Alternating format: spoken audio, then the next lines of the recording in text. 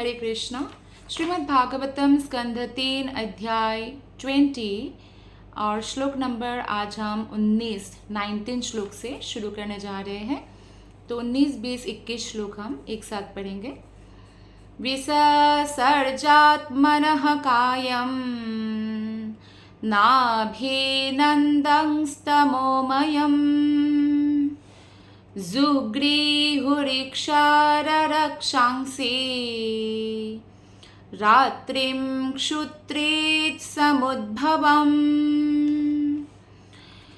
क्षुत्रिं भयामुपसृष्टास्ते तं जग्धूमभिद्रुध्रुवुः मा रक्षतेनं जक्षध्वम् इत्युचुः क्षुत्रिदर्धितः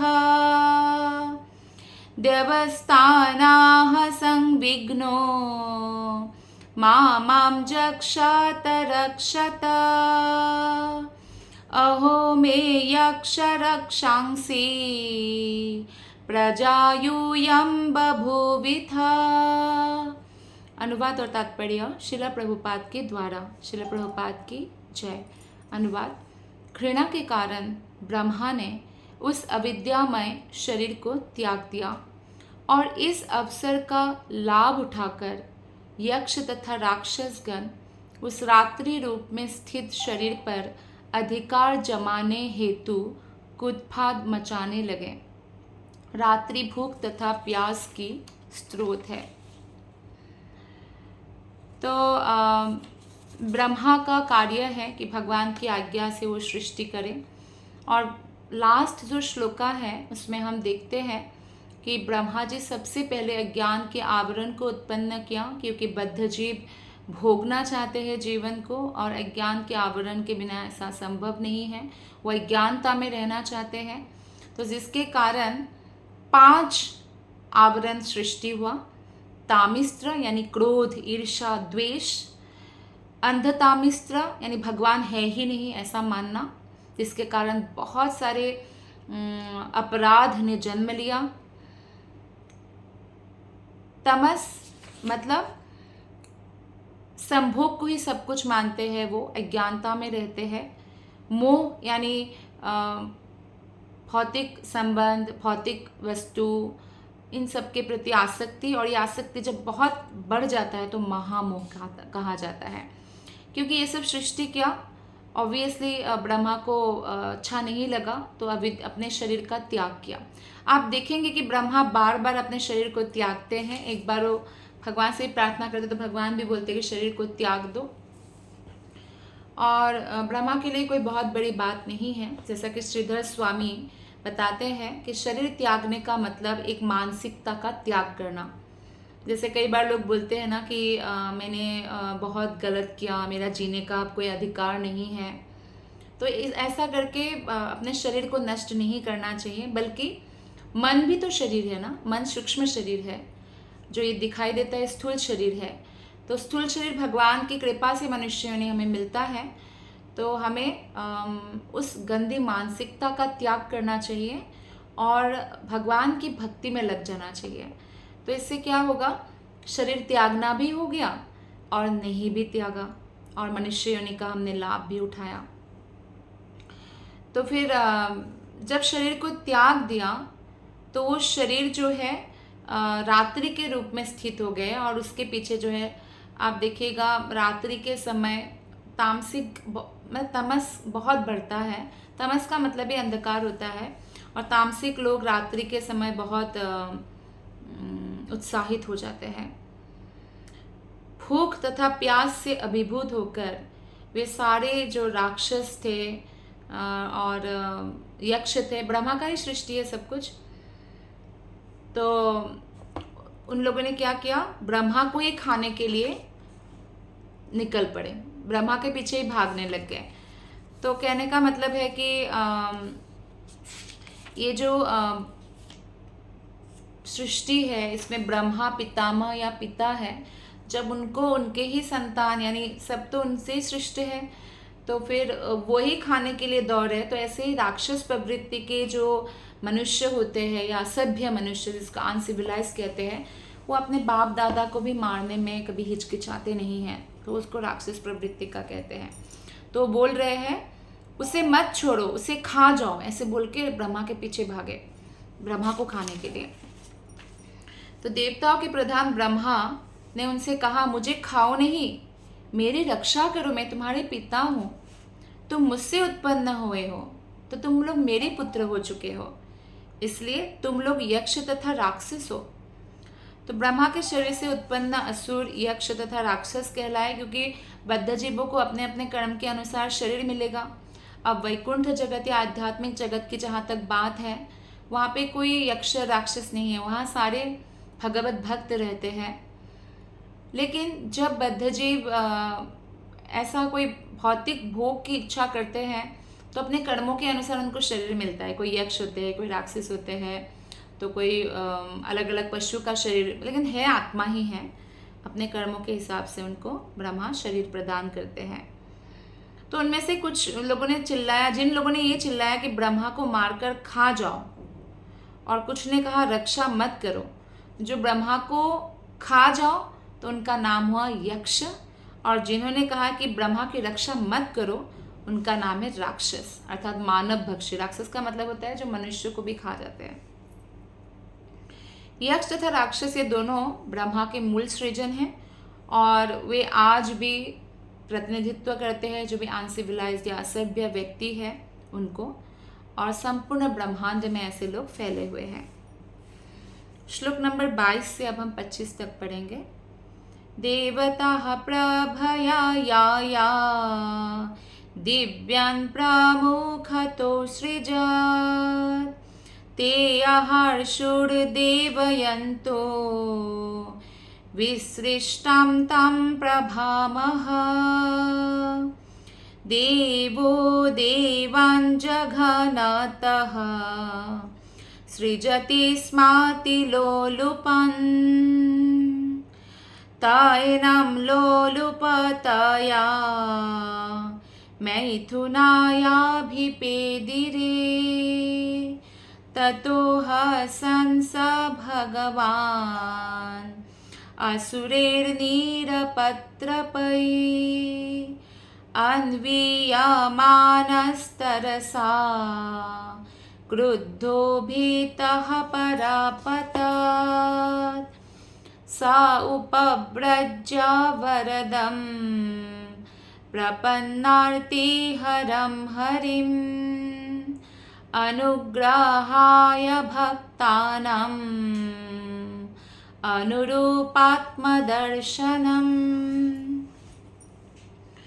तो तब उन्होंने प्रमुख देवताओं का सृजन किया जो सात्विक प्रभा से चमचमा रहे थे, क्योंकि सत्वगुण के अंदर है देवता लोग। तो उन्होंने देवताओं के समक्ष दिन का तेज फैला दिया, जिस पर देवताओं ने खेल खेल में अधिकार जमा लिया। तो ब्रह्मा ने ऐसा किया, तो रात्रि के सृजन के साथ दिन का भी सृजन किया। रात्रि के सृजन के साथ असुर और दिन की उत्पत्ति के साथ देवता उत्पन्न हुए। दूसरे शब्दों में यक्ष तथा राक्षस जैसे असुर अविद्या के गुण जो है तमोगुण से, और देवता सत्वगुण से उत्पन्न हुए। फिर ब्रह्मा ने अपने नितंब प्रदेश से असुरों को उत्पन्न किया। ब्रह्मा को कोई स्त्री की आवश्यकता नहीं है, वो अपने अलग अलग शरीर के अंग से अलग अलग सृष्टि कर सकते हैं। अब तक यक्ष राक्षस का सृष्टि हुआ, देवता का हुआ, अब असुर। ये अलग अलग कैटेगरी के हैं। हालांकि असुर यक्ष राक्षस जो है वो तामसिक माना जाता है। जो अत्यंत कामी थे असुर लोग, अत्यंत कामी होने के कारण वे संभोग हेतु ब्रह्मा के ही निकट आ गए। जैसे इसलिए बोला गया है, जैसे गे होते हैं ना समलैंगिक, तो शास्त्र के अनुसार इसको तामसिक माना गया है या आसुरिक माना गया है। तो ब्रह्मा के पास ही आ गए संभोग के लिए अप्रोच करने।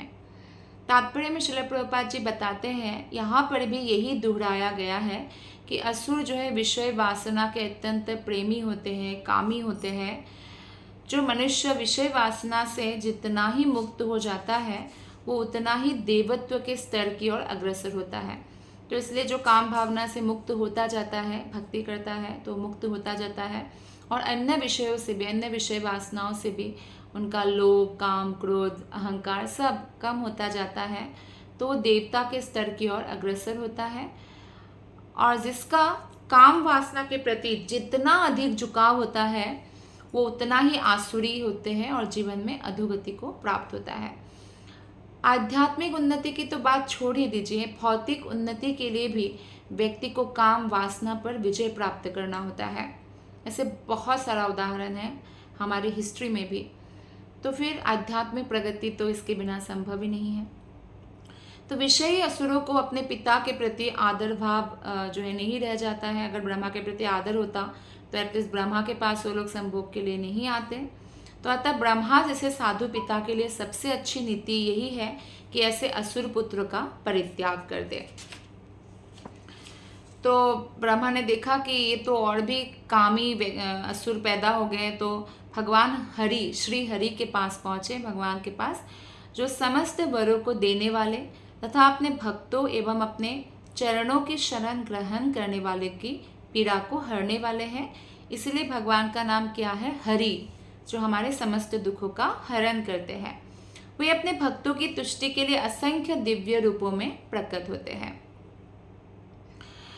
तो यहाँ एक श्लोक में जो शब्द उपयोग हुआ है, भक्तानाम अनुरूपात्म दर्शनम, ये शब्द का अर्थ है कि भगवान भक्तों की इच्छा अनुरूप अपने विविध रूपों को प्रकट करते हैं। कोई अगर वजेंद्र नंदन श्री कृष्ण से प्रेम करते हैं तो उस रूप में उनको दर्शन देते हैं। हनुमान जी राम और सीता के रूप, स्थायी भाव उनका हनुमान जी का राम सीता है। तो जब द्वारका में कृष्ण राज कर रहे थे भौतिक जगत में, वो तो सभी जगतों का राजा है, तब भी जब हनुमान जाते थे दर्शन करने, भगवान कृष्ण राम का रूप धारण करते थे और रुक्मिणी देवी सीता मैया का, बलराम लक्ष्मण का। तो इस तरह से दर्शन देते थे। तो जो जैसे कुछ लोग लक्ष्मी नारायण की पूजा करते हैं ना, तो अलग अलग जो भी भगवान कृष्ण के रूपों की पूजा करते हैं उस हिसाब से भगवान उनको दर्शन देते हैं या अपने उनके हृदयों में श्रद्धा प्रकट कर देते हैं। ब्रह्म संहिता यह भी बताते हैं कि श्री भगवान के अनेक रूप हैं। रामादि मूर्तिषु कला नियमेन तिष्ठन्, भगवान करोड़ों करोड़ों रूप धारण कर सकते हैं, करोड़ों करोड़ रूप में भगवान विद्यमान हैं। जीवात्माओं की तो केवल 84 लाख योनियां हैं, लेकिन भगवान कृष्ण के अवतार जो है अनंत है। कोई एक भक्त किसी विशेष रूप के प्रति अनुरक्त होता है और उसी रूप की पूजा करता है। रामायण के एक श्लोक में श्री राम के महान भक्त हनुमान जी कहते हैं कि मैं जानता हूँ कि पूर्ण पुरुषोत्तम भगवान के सीता राम या लक्ष्मी नारायण के रूपों में कोई अंतर नहीं है, ये मैं जानता हूँ। वे इसलिए हनुमान क्यों नहीं जानेंगे, वो महान भक्त है। और भक्त्या माम अभिजानाति, भगवान को भक्ति से ही जाना जा सकता है। तो उनको मालूम है कि लक्ष्मी नारायण या सीताराम में कोई अंतर नहीं है। तो भी हनुमान जी बोलते हैं रामायण के एक श्लोक में कि तो भी मेरा अनुराग और प्रेम श्री राम तथा सीता जी के रूप में घुल मिल गया है। अतः मैं भगवान के श्री राम तथा सीता जी के ही रूप का दर्शन करना चाहता हूँ। तो इसी प्रकार गौड़ीय वैष्णव जो भक्त वृंद है वो श्रीमती राधा रानी और भगवान कृष्ण का ही दर्शन करना चाहते हैं।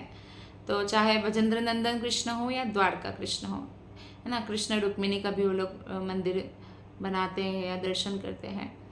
तो यहाँ इस श्लोक में बताया गया है कि ब्रह्मा भगवान श्री हरि के पास पहुँचे। जब ब्रह्मा को उपाय नहीं सूझता तो उनके पिता भी है, गुरु भी है श्री हरि, उनके पास पहुँचते हैं। और यहाँ पे जिन विष्णु के पास वो गए हैं, हमने पढ़ा था पिछले क्लास में कि कृष्ण से 3 विष्णु का विस्तार होता है, महाविष्णु, गर्भोदकशाय विष्णु, क्षीरोदकशाय विष्णु। तो ये जो है क्षीरोदकशाय विष्णु के रूप में है और उनके पास ब्रह्मा को जब भी संकट होता है या देवताओं को संकट होता है तो ब्रह्मा जी के पास देवतागण आते हैं।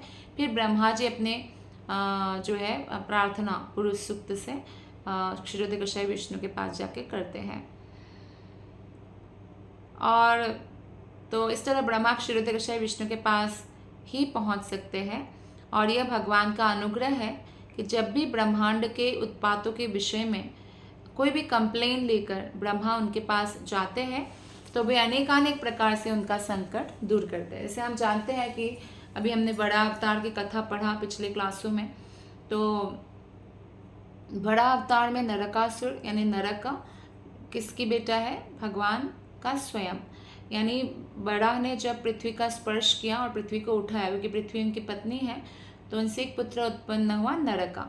लेकिन नरका जो है वो बचपन से ही बहुत नौटी स्वभाव के थे। तो ये देखकर भूमि देवी को लगता था कि मेरे पुत्र को कोई देवता ना मार दे। तो इसलिए भगवान वराहदेव से प्रार्थना किया कि मेरे पुत्र बहुत पावरफुल हो, कोई देवता या कोई उसको मार ना सके।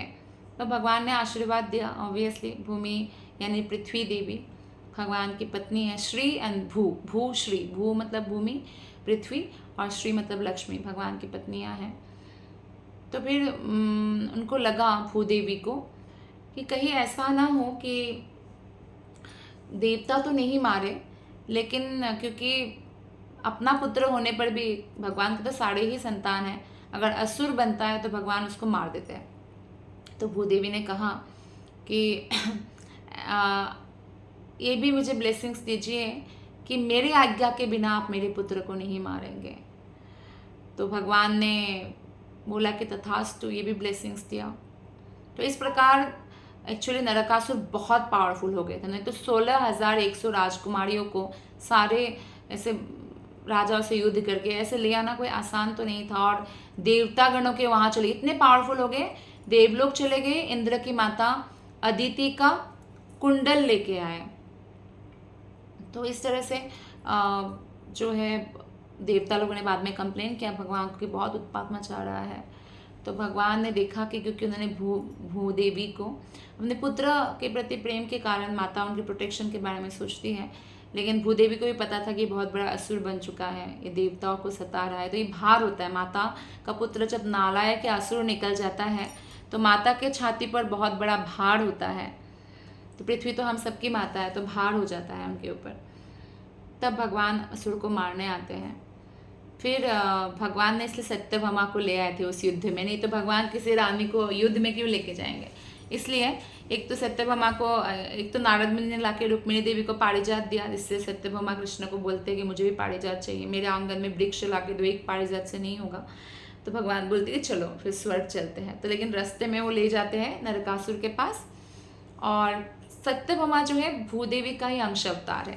तो सत्यभामा का परमिशन लेके तो एक ही बात हुआ, फिर मारते हैं नरकासुर को। फिर उससे अदिति मैया का कुंडल लेते, जो देवताओं से सामान लिया था वो लेते हैं, फिर देवताओं को वापस करते हैं।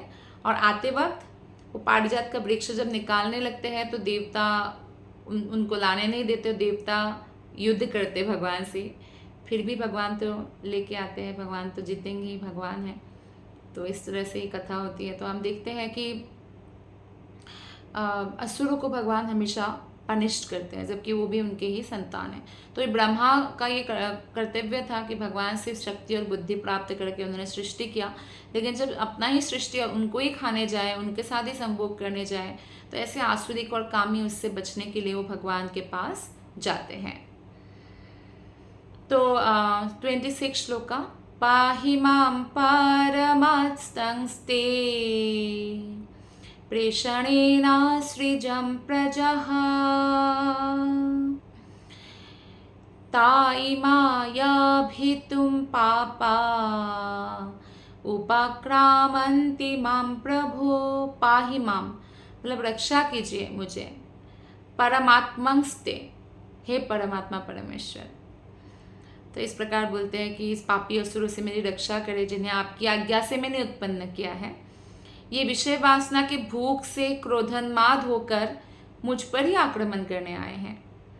तो ब्रह्मा द्वारा उत्पन्न असुरों के सृजन में पुरुषों के मध्य समलिंगी तृषा भी उत्पन्न हुई इस प्रकार। और दूसरे शब्दों में एक पुरुष द्वारा दूसरे पुरुष के साथ समलिंगी जो भूख है वो आसुरी है। और शास्त्र इसका वो नहीं देते, जैसे आजकल है ना समलैंगिक, लड़की लड़की से अट्रैक्ट हो रहा है कि लड़की को लड़की से शादी करना है, लड़के को लड़के से, तो ये शास्त्र बोलते हैं कि आसुरी है। तो ऐसे भावना पर कंट्रोल करना चाहिए। ऐसे भावनाओं पर ही नहीं, केवल स्त्री पुरुष के भी अवैध संबंध पर हमेशा कंट्रोल करना चाहिए। और अगर कोई विवाह करे तो केवल जो है कृष्ण भावनामृत संतान उत्पत्ति करने के लिए विवाह करना चाहिए, ताकि ब्रह्मा की जो है इस सृष्टि में हमेशा जो है आसुरिक उससे वो बचे रहे, और अच्छे, जैसे अच्छा सिटीजन हो जाता है देश में तो अच्छा माहौल हो जाता है, ऐसे अच्छे संतान उत्पन्न हो। दूसरे शब्दों में एक पुरुष द्वारा दूसरे पुरुष के लिए इस तरह से भावना बहुत बड़ा आसुरिक है और सामान्य जीवन में किसी भी बुद्धिमान मनुष्य के लिए उचित नहीं है। श्लोक नंबर 27 से 29 तक हम पढ़ेंगे अब। त्वमेकः किल लोकानां क्लिष्टानां क्लेशनाशनः, त्वमेकः क्लेशदस्तेषाम् अनासन्नापदां तव, सोऽवधार्यस्य कार्पण्यं विविक्ताध्यात्मदर्शनः, त्वमेकः क्लेशदस्तेषाम् अनासन्नापदां तव। ओके, एक बार फिर से पढ़ते हैं हम 27, 20, 29 श्लोका।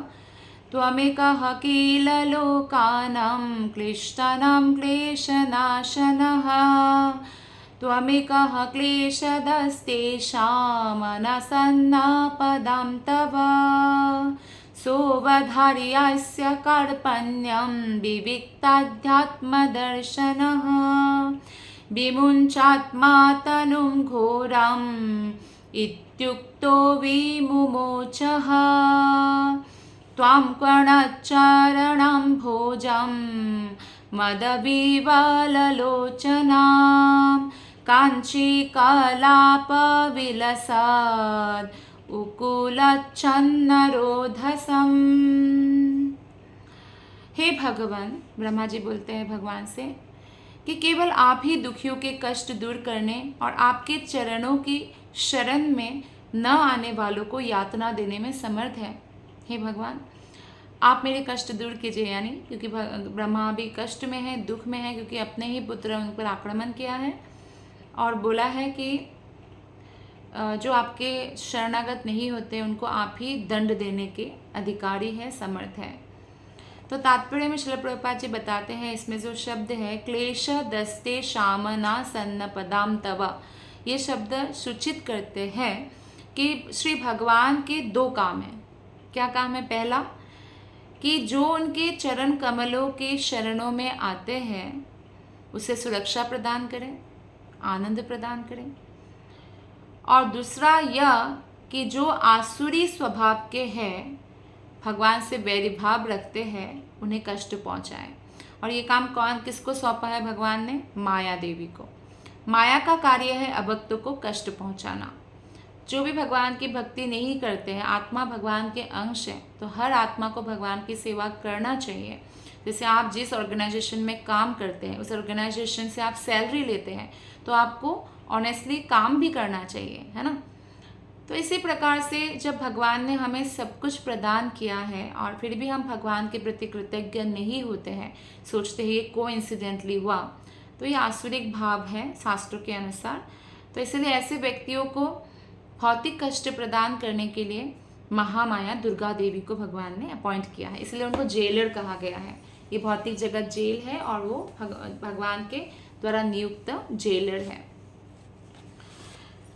श्लोक नंबर 28 में बताया गया है कि सबके मनों को स्पष्ट रूप से देख सकने वाले श्री भगवान ने ब्रह्मा की वेदना समझ लिया, क्योंकि भले ही हमारे कितने भी प्रियजन हो, वो हमारे मन में घुसकर हमारे दर्द को नहीं देख सकता, लेकिन भगवान अंतर्यामी है, तो भगवान हमारी वेदना को समझ सकते हैं। तो ब्रह्मा जी की वेदना समझ लिया और वे उनसे बोले कि तुम अपना अशुद्ध देह त्याग दो। और श्री भगवान से आदेश पाकर ब्रह्मा ने अपना देह त्याग दिया। तो देह त्यागने का मतलब क्या हो गया? उस मानसिकता का परित्याग कर दिया। यदि कोई मनुष्य कष्ट में होता है और अपने किसी मित्र से उसका निवारण चाहता है, लेकिन हो सकता है कि वो जो मित्र उसको इतना समझ में ना आए कि क्यों ये मतलब इतना क्या दुख मिल गया, इसको इतना क्या कष्ट मिल गया, क्योंकि हम मनुष्य हैं, हम सिंपैथी दिखा सकते हैं, सहानुभूति दिखा सकते हैं, फील कर सकते हैं, पर उतना फील नहीं कर सकता। एक छोटा सा एग्जाम्पल है, मान लीजिए किसी की जो माता है माँ प्रिय होते हैं, पिता प्रिय होते हैं। तो उनकी माँ का देहांत हो गया और उनके मित्र उनके घर आए हैं। लेकिन जिस व्यक्ति ने अपने माँ को खो दिया है उसको जितना दुख होगा, मित्र को दुख नहीं एहसास नहीं होगा, एग्जैक्ट नहीं पता चलेगा उसको। किंतु भगवान के लिए ऐसा कर पाना कठिन नहीं है। इसलिए भगवान हमारे सुहृद है, भगवान ही हमारे हृदय को समझ सकते हैं। तो परमात्मा रूप में भगवान प्रत्येक जीवात्मा के शरीर में स्थित है और वे दुख के वास्तविक कारणों को प्रत्यक्ष देखते रहते हैं। श्रीमद् भगवद गीता में श्री भगवान कहते हैं, सर्वस्य चाहम हृदय सन्निविष्टः, मैं सबके हृदय में स्थित हूँ।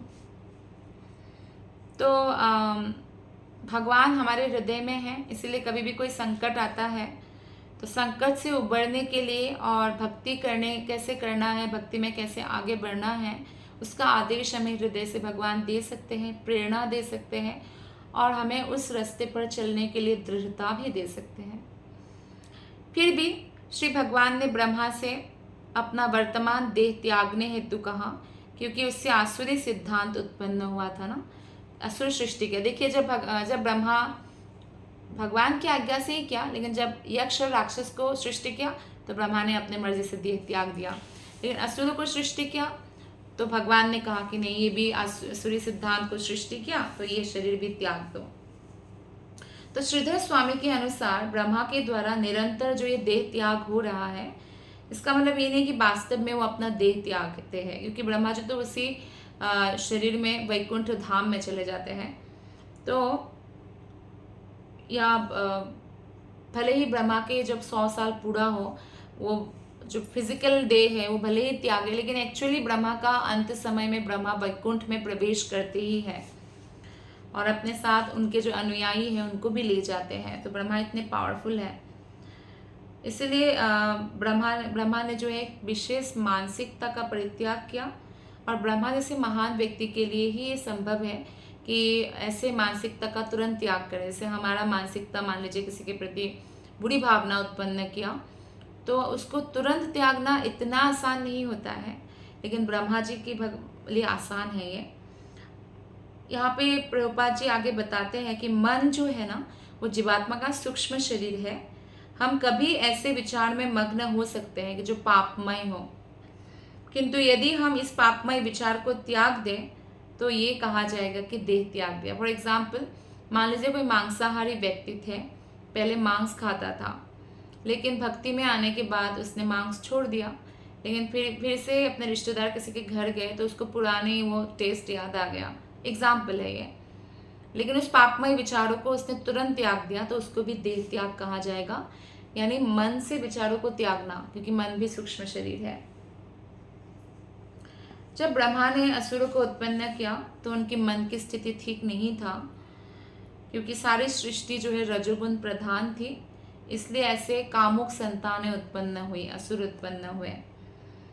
तो इसका अर्थ यह भी हुआ, जो प्रभुपाद बार बार हर तात्पर्य में बोलते हैं, कि जब संतान उत्पन्न करने के लिए जाए माता पिता तो उनको बहुत सतर्क होना चाहिए। संभोग के समय जो उनकी भावना है वो किस आत्मा को आकृष्ट करेंगे उसके ऊपर डिपेंड करेगा। इसलिए संतान की मानसिक अवस्था गर्भाधान के समय पिता माता की मानसिक स्थिति पर निर्भर करती है। एक जैसे चीज़ों को आकर्षित करते हैं ना, तो इस प्रकार से जैसे कोई गंदा रहता है तो वो नेगेटिव चीज़ों को आकर्षित करते हैं, कोई शुद्ध रहते हैं तो देवी गुणों को आकर्षित करते हैं। संतान उत्पन्न करने के पूर्व आतुर मन को शांत करना आवश्यक है, और इसलिए जब माता पिता श्री भगवान के पाद पद्मों में अपने मन को लगाते हैं, यानी जब स्त्री पुरुष संभोग भी करते हैं वो भगवान के ऊपर मन को लगाकर करते हैं, तो उसको काम भी नहीं कहा गया, ऐसे काम को धर्म कहा गया है, क्योंकि ऐसी स्थिति में जो संतान उत्पन्न होती है वो भक्त बनती है स्वभावतः। और जब समाज ऐसे उत्तम लोगों से पूर्ण रहता है तो आसुरी प्रवृत्तियाँ जो है क्षीण हो जाता है और इसलिए कष्ट नहीं पहुंचता। श्लोक नंबर 29 में कहा गया है कि ब्रह्मा द्वारा जो शरीर उन्होंने त्याग दिया, देखिए पहले ब्रह्मा ने शरीर त्याग दिया था, तो यक्ष राक्षस जो रात्रि सृष्टि किया ना, तो तो रात्रि के प्रति आकर्षित हो गए। देवता को सृष्टि किया तो दिन सृष्टि किया, उजाला एकदम, तो देवता क्योंकि सत्वगुणी है उसके प्रति आकृष्ट हुए। लेकिन जब असुरिक जो काम भावना का आसुरिक लोगों को सृष्टि किया था तो ब्रह्मा ने शरीर त्यागा, तो संध्या बेला को जन्म दिया। संध्या बेला हमेशा काम को जगाती है। तो यहाँ पे लिखते भी है इस श्लोक में 29 श्लोक में कि ब्रह्मा द्वारा परित्यक्त शरीर ने संध्या का रूप धारण कर लिया, जो काम को जगाने वाली दिन रात की संधि वेला है। इसलिए संध्या काल को विशेषतः में क्या करना चाहिए, हरि नाम जप करना चाहिए और भगवान की आरती करना चाहिए, या भगवान कृष्ण से रिलेटेड जैसे भागवत पढ़ना, श्रवण करना, भजन करना, मंदिर जाना, इस पे उपयोग करना चाहिए। तो इससे हम बच जाते हैं, क्योंकि असुर जो स्वभाव से कामुक होते हैं और जिसमें रजोगुण का प्राधान्य होता है, उसे उस संध्या जो उत्पन्न हुई ब्रह्मा के शरीर त्याग करने से उसको सुंदरी मान बैठे, क्योंकि उसके चरण कमलों से नुपुरों की ध्वनि निकल रही थी और जिसके जो नेत्र है मद से विस्तीर्ण थे और इस तरह से वो बहुत सुंदर लग रही थी, महीन वस्त्र से ढकी हुई थी, मेखला चमक रही थी उसके शरीर पर। जैसे प्रातः काल है वो आत्मा चिंतन की बेला है और भक्तों के लिए प्रातः हो, संध्या हो, दिन का कोई भी समय हो, वो भगवान का स्मरण करने का उनका हमेशा, वो कभी भी नहीं भूलते कि भगवान का स्मरण, क्योंकि भगवान से प्रेम है, जिससे प्रेम होता है उसका स्मरण भूला नहीं जाता। ऐसे उद्धव को गोपियाँ बोल रही थी कि हम तो उनको भूलना चाहते हैं, हम क्योंकि वो चले गए मथुरा, तो लेकिन भुलाया नहीं जाता है, ये प्रॉब्लम है। तो इतना सौभाग्यशाली है गोपियाँ कि भगवान को भूल ही नहीं पाती है। आसुरी पुरुष प्रायः विषय सुख के लिए लालायित रहते हैं और इसीलिए जब संध्या आती है यानी शाम हो जाता है तो उनको बहुत अच्छा लगता है, अरे रात को पार्टी करेंगे, आनंददायक लगता है। उस समय संध्या आगमन को असुर गणों ने एक सुंदरी स्त्री मान लिया और कई प्रकार से उसकी प्रशंसा करने लगे। असुरिक से असुरिक व्यक्ति भी जब कोई सुंदरी स्त्री हो वो आकर्षित हो जाते हैं, उनके साथ बहुत मधुर मधुर बातें करने लगते हैं ताकि उनको फंसा के उनको भोग सके। श्लोक नंबर 30, 31 और 32। अन्योन्या श्लेषयोत्तुंगा निरंतरा पयोधरा सुनासां सुद्विजं स्निग्धा हासलीलावलोकनम् गुहन्तीं व्रीडयात्मानं नीलालकावरुथिनीम् उपलभ्यासुरा धर्म सर्वे सम्मुमुहुः श्रियम् अहो रूपमहो धैर्यम् अहो अस्या नवं वयः मध्ये कामयमानानां कामेव विसर्पति। तो आगे बताया गया है कि वो स्त्री बहुत सुंदर थी, बहुत उनका शरीर का जो है शेप था जो आकृष्ट करने लगा असुरों को। उसके नाक और दांतों की बनावट बहुत सुंदर थी, नैनक्ष, उसके होठ बहुत आकर्षक हंस रही थी, नाच रही थी और वो असुरों को क्रीड़ापूर्ण चितवन से देख रही थी, एकदम मुस्कुराती हुई ऐसे देख रही थी असुरों को। तो असुर लोग बहुत खुश हो रहे थे। काले काले बाल थे उस सुंदरी की और ऐसा लग रहा था जैसे लज्जावश वो अपने आप को छिपा रही थी। उस बाला को देखकर यानी उस स्त्री को देखकर सभी असुर विषय वासना की भूख से मोहित हो गए। असुरों तथा देवताओं में यह अंतर है कि सुंदर स्त्री असुरों के मन को बहुत ही सरलता से आकर्षित कर लेती है, लेकिन जो देव पुरुष होते हैं उनके मन को आकृष्ट नहीं कर पाती है। तो इसलिए सुंदर स्त्री के चंगुल में बड़े बड़े लोग फंस जाते हैं क्योंकि उनका मन दुर्बल होता है। लेकिन जो आध्यात्मिक पुरुष होते हैं, खासकर जैसे हरिदास ठाकुर का उदाहरण लिया जाए, सबसे सुंदरी वेश्या जो थी उनको भेजा था उस समय के जो यवन लोग थे, क्योंकि वो एक हरिदास ठाकुर ऐसे परिवार से थे, और लेकिन वो हरिनाम जप करने लगे थे। तो लेकिन हरिदास ठाकुर के मुख से हरिनाम सुनकर वो स्वयं भक्तिन बन गई, बहुत बड़े भक्तिन बन गई। इतना ही नहीं, फिर जब हरिदास ठाकुर के गुणगान, क्योंकि भगवान शिव जी भी देवी को बताते हैं कि कितने बड़े भक्त जो है हरिदास ठाकुर, तो देवी दुर्गा देवी भी उनकी परीक्षा लेने आती है उनकी गुफा में। दुर्गा देवी की सुंदरता इतना अधिक है, परीक्षा लेने आती है। कोई भी जो है कोई भी सुंदर से सुंदर पृथ्वी की स्त्री या देवलोक की अप्सरा भी उसकी तुलना नहीं कर सकते, इतनी सुंदर है, कल्पना नहीं किया जा सकता कि बेहोश हो जाए कोई, इतना सुंदर है। पर हरिदास ठाकुर नाम जप कर रहे थे और इतनी सुंदरता देखकर भी उनका मन जरा सा भी नहीं विचलित हुआ। तो फिर उनसे हरे कृष्ण महामंत्र लेकर देवी जाती है वहाँ से। ऐसा भी बताया गया है कि दुर्गा देवी उनसे दीक्षा लेते हैं, हरे कृष्ण कृष्ण कृष्ण हरे हरे, हरे राम राम राम हरे हरे। कोई ऐसा भक्त हो जाए दृढ़ प्रतिज्ञ, तो देवता गण भी उनका कितना सम्मान करते हैं, हम यहाँ देख पाते हैं। तो देव पुरुष कभी भी सुंदरी स्त्री से आकर्षित उनके हाव भाव से नहीं, हाँ, लेकिन वो ऐसे स्त्रियों की ज़रूर श्रद्धा करते हैं जो शास्त्रों के नियमों का पालन करते हैं। तो कई बार इसलिए एक बार ऐसा हुआ भी था, एक बहुत बड़े ऋषि थे, आध्यात्मिकता से बहुत ऊंचे थे। तो इंद्र को पता चला कि इन ऋषि को मेरे स्वर्ग के अप्सरा भेज के, क्योंकि वो इतने पावरफुल हो चुके थे भक्ति में, तो इनका मन विचलित नहीं कर सकते। तो ब्रह्मा जी से प्रार्थना करते हैं, बोलते हैं आप अपने ब्रह्मलोक के एक अप्सरा दीजिए, क्योंकि ब्रह्मलोक की जो सुंदरियाँ हैं वो शास्त्र में बहुत आगे बढ़े हुए हैं, और उनको ये काम देने के लिए बोलते हैं। आई थिंक हंसा नाम के एक फिर अप्सरा को भेजा गया था। कहने का मतलब ये है कि साध्वी व्यक्ति से आकर्षित होते हैं, ऐसा भी कहा जाता है। जो गुजरात में एक बहुत महान भक्त नरसिंह मेहता, उनको लुभाने के लिए भी एक अप्सरा को, मतलब अप्सरा मीन्स सुंदरी को भेजा गया था, और उस सुंदरी ने साध्वी का वेश धारण करके उनके वहाँ ही सेवा काम काज करने लगी ताकि उनको लुभा सके किसी तरह। लेकिन कुछ भी नहीं कर पाए, नहीं कर सकते। देव पुरुष का जो है ज्ञान इतना पूर्ण होता है इसलिए, और असुर जो है अविद्या से भरा हुआ होता है, इसलिए उनका मन जो है खराब हो जाता है। जिस प्रकार कोई शिशु किसी सुंदर गुड़िया के प्रति आकृष्ट हो जाता है, उसी प्रकार एक असुर कम बुद्धिमान होने से अविद्या से पूर्ण भौतिक सुंदरता के प्रति आकृष्ट हो जाते हैं। आप एक छोटा बच्चा है, उसको एक गुड़िया मतलब खेलने का कुछ टॉय दे दीजिए तो वो बहुत खुश हो जाता है ना। तो ऐसे ही असुर भी सुंदर स्त्रियों से आकर्षित हो जाते हैं।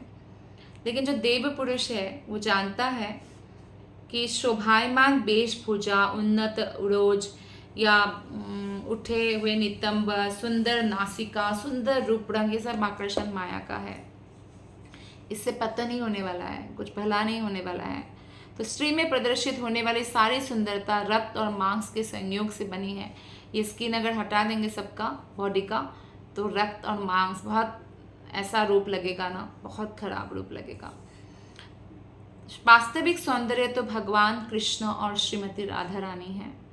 जो व्यक्ति का मन भगवान श्री कृष्ण और राधा रानी की सुंदरता के प्रति आकृष्ट हो जाता है ना, वो कभी भी किसी भौतिक सुंदरता के प्रति आकृष्ट हो ही नहीं सकता।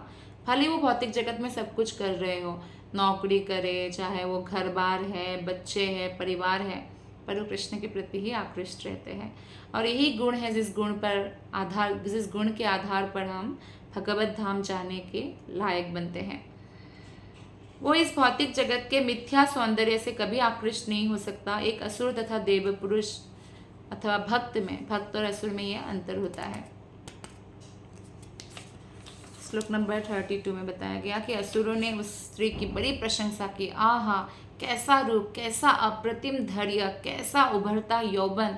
हम काम पीड़ितों के बीच वो इस प्रकार विचर रही है मानो काम भाव से सर्वथा रहित हो, ऐसे विचरण कर रही है। तो और ज़्यादा आकृष्ट हो रहे हैं असुरगण। श्लोक नंबर 33 से 35 तक पढ़ते हैं।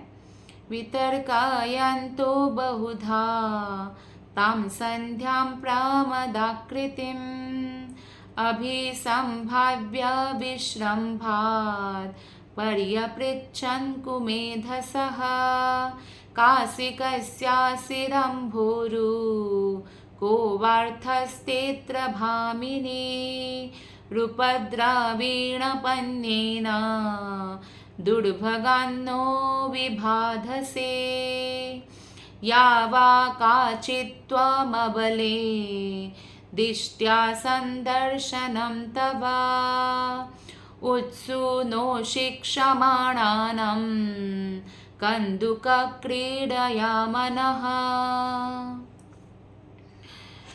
तरुणी स्त्री के रूप में प्रतीत होने वाले संध्या के विषय में अनेक प्रकार के तर्क वितर्क करते हुए जो दुष्ट बुद्धि वाले असुरों ने उसका अत्यंत आदर किया और उससे प्रेम पूर्वक इस प्रकार बोले। तो असुर लोग एक्चुअली कैसे आकृष्ट होते हैं सुंदरता देखकर। धन जिसके पास है उसको सम्मान देंगे। कोई देव पुरुष भी हो लेकिन धनी नहीं हो तो उसको सम्मान नहीं देंगे। तो ये असुर लोगों का वो होता है। या सुंदर जो है उसके प्रति आकृष्ट होंगे। कोई सुंदर नहीं हो लेकिन बहुत ज्ञानी हो तो उसका इतना सम्मान नहीं करेंगे। बहुत आकृष्ट हो गए ये असुर लोग और बोले, हे सुंदरी बाला, तुम कौन हो? तुम किसकी पत्नी या पुत्री हो? और तुम हम सबके समक्ष किस उद्देश्य से प्रकट हुई हो? हम अभागों को तुम अपने सौंदर्य रूपी अमूल्य सामग्री से क्यों तरसा रही हो? असुर लोग इस संसार में त्वचा के सौंदर्य के लिए कोई भी मूल्य चुका सकते हैं। वो अपने त्वचा को पूरा चमकाते रहेंगे, मेकअप करते, कुछ भी करेंगे, प्लास्टिक सर्जरी करेंगे, कुछ भी करेंगे, लेकिन भक्ति नहीं करेंगे। आत्मा के जो सौंदर्य इंटरनल ब्यूटी होना चाहिए तो वो नहीं बढ़ाएंगे। वे दिन रात कठोर परिश्रम करते हैं, लेकिन उस कठोर परिश्रम क्यों करते हैं? पैसा ज़्यादा कमाने के लिए और विषयी जीवन को आनंद उठाने के लिए। शराब, मांस, वेश्या, इन सब के लिए उठाते हैं। कदाचित वे योग का अर्थ न जानते हुए अपने आप को कर्म योगी बताते अरे कर्म ही सब कुछ है, हम मेहनत तो कर रहे हैं ना, कर्म ही पूजा है। कौन से शास्त्र में बोला गया है कर्म ही पूजा है? कौन सा कर्म पूजा है? नहीं जानते, बस कर्म ही पूजा है। किसी ट्रक के पीछे लिखा हुआ देख लिया, कर्म ही पूजा है, बस कर्म ही पूजा। हमारे मतलब का बात है ये। कर्म कोई पूजा नहीं है। लेकिन अगर हम ईमानदारी से, अच्छे से, जो हमारा ड्यूटी निभाकर उसका फल कृष्ण को अर्पण करते हैं तो हाँ, वो एक प्रकार की पूजा है, क्योंकि वो भगवान के प्रति शरणागत है। योग का अर्थ है पूर्ण पुरुषोत्तम भगवान के साथ अपने आप को जोड़ना अथवा कृष्ण भावनामृत के लिए कर्म करना। ऐसा मनुष्य जो कठोर परिश्रम करता है, वो चाहे जिस उद्यम में हो, तथा ऐसा मनुष्य जो अपने कर्म के फल को पूर्ण पुरुषोत्तम भगवान कृष्ण की सेवा में अर्पित कर देते हैं, वही एक्चुअली कर्मयोगी। ये नहीं कि कर्म करो और कुछ भी करते रहो, ऐसा कर्मयोगी नहीं है। कर्मयोगी, योग का मतलब है कि भगवान से प्लस करना है। योग, भगवान के साथ हमें जुड़ना है, तब उनको कर्मयोगी कहा जाएगा। तो आगे बताते हैं असुर लोग, हे सुंदरी बाला, तुम चाहे जो भी हो, हम भाग्यशाली है कि तुम्हारा दर्शन कर रहे हैं। तुमने गेंद के अपने खेल से हम दर्शकों के मन को विचलित कर दिया है। तो जनरली क्या होता है कि यहाँ पर बताया गया है कि जो स्त्री थी तो वो क्या कर रही थी, गेंद से खेल रही थी। कभी कभी आसुरी लोग टेनिस जैसा, गर्ल्स के लिए टेनिस जैसा खेल का आयोजन करते हैं और जिससे वो स्त्रियों को जंपिंग करते हुए उनके बॉडी की सुंदरता को निहार सके, देख सके। ऐसे आयोजनों का उद्देश्य, श्रील प्रभुपाद जी बता रहे हैं कि ऐसे आयोजनों का उद्देश्य सुंदरी बाला के शारीरिक सौंदर्य का अवलोकन करना तथा सूक्ष्म काम भाव का आनंद उठाना है। अभी देखिए, अभी जो फिल्म है उसमें आइटम सॉन्ग क्यों ऐड करते हैं? ताकि काम भावना जागृत कर दे, क्योंकि लड़की का शरीर जब हिलता है तो पुरुषों के अंदर काम भावना जागृत होता है। तो यही जो है वो जो स्त्री थी संध्या, वो गेंद के साथ खेल रही थी, जंप कर रही थी। तो इससे जो है ये लोग और भी कामुक हो उठे, असुर लोग। तो ऐसे आसुरी काम प्रवृत्ति को कदाचित तथाकथित योगी भी बढ़ावा देते हैं। कैसा योगी? जो विभिन्न प्रकार के विषयी जीवन व्यतीत करने हेतु प्रोत्साहित करते हैं और विज्ञापित करते हैं कि यदि कोई उनके द्वारा तैयार किए मंत्र का ध्यान करेगा 6 महीनों में ईश्वर बन सकता है। तो कई लोग ये एडवर्टाइज करते हैं कि आप मेरे पास आओ, मैं बहुत बड़ा गुरु हूँ, भगवान का अवतार हूँ, मैं आपको भी भगवान बना सकता हूँ। तो ये ठग है एक्चुअली। शास्त्रों में ऐसा कोई वर्णन नहीं है कि कोई भगवान बन सकता है। आत्मा आत्मा है, परमात्मा परमात्मा है, वो भगवान नहीं बन सकते हैं। लेकिन कुछ जनता चाहती है कि लोग उन्हें ठगे, तो इसलिए भगवान श्री कृष्ण ऐसे वंचकों को उत्पन्न करते हैं जो ढोंग करते हैं और लोगों को ठगते हैं। तो यानी जो ठगे जाना चाहते हैं छोटे छोटे चीज़ों से आकर्षित होकर, तो उनको ठगने के लिए भी बहुत सारे तथाकथित या पाखंडी योगी है। योगियों के वेश में संसार के भोगी है ऐसे लोग। रोगी व्यक्ति को डॉक्टर बोलते हैं ना, कि परामर्श देते हैं डॉक्टर कि जो जब तक आप बीमार हैं, अपना जो सामान्य भोग है आपका, जैसे कि समोसा खाना या तला हुआ खाना या बहुत सारा ऐसे पनीर खाना या ऐसे चीज़ों से परहेज करो, आचार खाना, और संभोग मत करो, ऐसे बहुत सारा वो बताते हैं। रोगी किसी वस्तु को भोग नहीं कर सकता है। रोग से बचने हेतु उसे भोग से दूर रहना होता है। तो हमारा जो भौतिक अवस्था है रोगी जैसा है। हम सोचते हैं हम ये भोग करेंगे, वो भोग करेंगे, आनंद मिलेगा, नहीं मिलेगा, क्योंकि हम अभी भव रोगी है। तो यदि कोई सचमुच इंद्रिय का सुख चाहता है, आंखों का सुख है सुंदर देखना, सुंदरता को देखना, कान का है ऐसे मतलब सुंदर सुंदर शब्द या म्यूजिक सुनना, ये सब, तो अगर वो सुख चाहता है तो उसे इस भौतिक अस्तित्व के बंधन से मुक्त होना होगा, तब उसको वो दिव्य आनंद प्राप्त होगा जो कभी घटता नहीं है भौतिक आनंद की तरह। तो आध्यात्मिक जीवन में हम अनंत इंद्रिय सुख उठा सकते हैं।